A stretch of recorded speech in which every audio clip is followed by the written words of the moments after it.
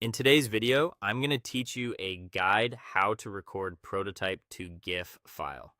We'll turn your on-screen prototype into a lightweight GIF you can share in docs, chats, or presentations using a free browser-based tool. First, open your prototype project and get it into the exact state you want to show.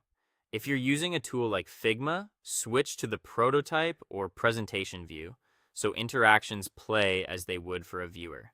Take a moment to set the starting screen, tidy up the canvas around it, and make sure your cursor and transitions are easy to follow. A little prep here will make the final GIF much clearer. Next, in a new browser tab, go to gifcap.dev.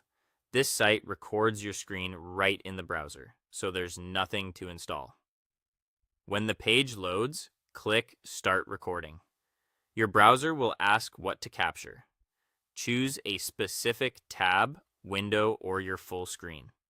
For the cleanest result, pick the window or tab that shows only your prototype.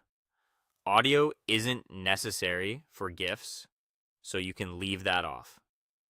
Now return to your project so it's visible and ready to play. If GIFcap shows a framing overlay, position it to cover just the prototype area. Keeping the frame tight reduces file size and keeps attention on your design. When you're set, perform the interaction you want to showcase. Aim for a smooth, deliberate flow that lasts about 10 seconds.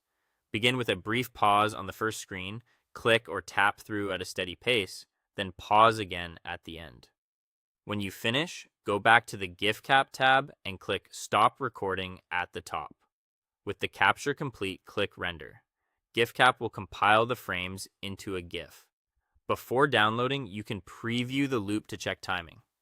If it feels long or heavy, try trimming a second from the start or end, or reducing the dimensions or frame rate in the render options to keep the file size manageable.